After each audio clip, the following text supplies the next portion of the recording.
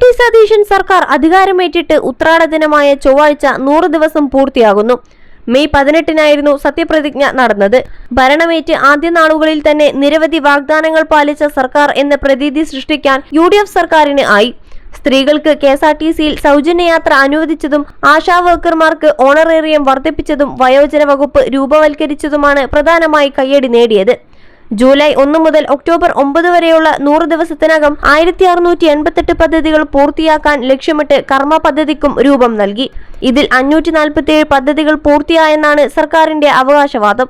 ലഹരി മാഫിയയെ തളച്ച് യുവജനങ്ങളെ രക്ഷിക്കാൻ തൂഫാനുമായി ഇറങ്ങിയ ആഭ്യന്തരമന്ത്രി രമേശ് ചെന്നിത്തലയാണ് 100 ദിവസത്തെ സർക്കാരിന്റെ മാർക്കിൽ മുൻപിലുള്ളത്. ആരോഗ്യവകുപ്പിൽ ക്രിയാത്മകമായ ഇടപെടൽ നടത്തി K മുരളീധരനും ശ്രദ്ധ നേടി. അതിനിടെ ബോർഡ് കോർപ്പറേഷനുകളിൽ ഇപ്പോഴും നിയമനം നടക്കാത്തത് ഉൾപ്പെടെയുള്ള കാര്യങ്ങൾ സർക്കാരിന്റെ പിടിപ്പുകേടായി ചൂണ്ടിക്കാണിക്കപ്പെടുന്നു. പേഴ്സണൽ സ്റ്റാഫിൽ മന്ത്രി സണ്ണി ജോസഫ് ബന്ധുവിനെ നിയമിച്ചത് തുടക്കത്തിൽ തന്നെ കല്ലുകടിയായി. പ്ലീഡർ നിയമനത്തിൽ നിരവധി ആരോപണങ്ങളാണ് ഉയർന്നത്.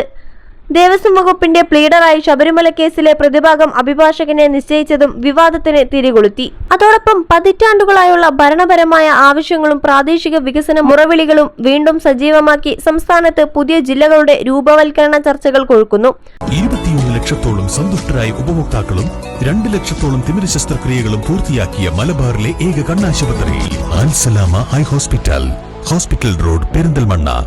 മലപ്പുറം ജില്ലയെ വീണ്ടും വിഭജിക്കണമെന്ന ആവശ്യവുമായി മുസ്ലിം ലീഗ് ശക്തമായി രംഗത്തുവന്നതും മുഖ്യമന്ത്രി VT സതീശൻ മൂവാറ്റുപുഴയിൽ പുതിയ ജില്ലാ പുനർനിർണയ കമ്മീഷനെ കുറിച്ച് നടത്തിയ സൂചനയുമാണ് വിഷയം വീണ്ടും വീടാന്തരം സജീവ ചർച്ചയാക്കിയത്.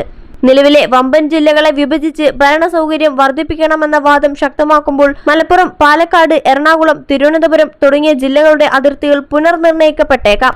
മലപ്പുറത്തെ 2-3 ആയി പിളർക്കുകയും പാലക്കാടിന്റെ പടിഞ്ഞാറൻ മേഖലകളെ ചേർത്ത് പുതിയ ജില്ല രൂപവൽക്കരിക്കുകയും ചെയ്താൽ മലബാർ മേഖലയിലെ മാത്രം 4ഓളം പുതിയ ജില്ലകൾ നിലവിൽ വരാനുള്ള സാധ്യതകളാണ് തെളിയുന്നത്.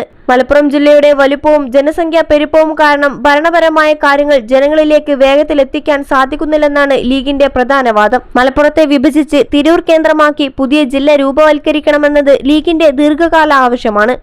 ഇതിനു പുറമെ മലപ്പുറം, പാലക്കാട് ജില്ലകളുടെ അതിർത്തി പ്രദേശങ്ങൾ കൂട്ടിച്ചേർത്ത് മറ്റൊരു ജില്ല കൂടി രൂപവൽക്കരിക്കാമെന്ന നിർദ്ദേശവും ഉയർന്നു വരുന്നുണ്ട്.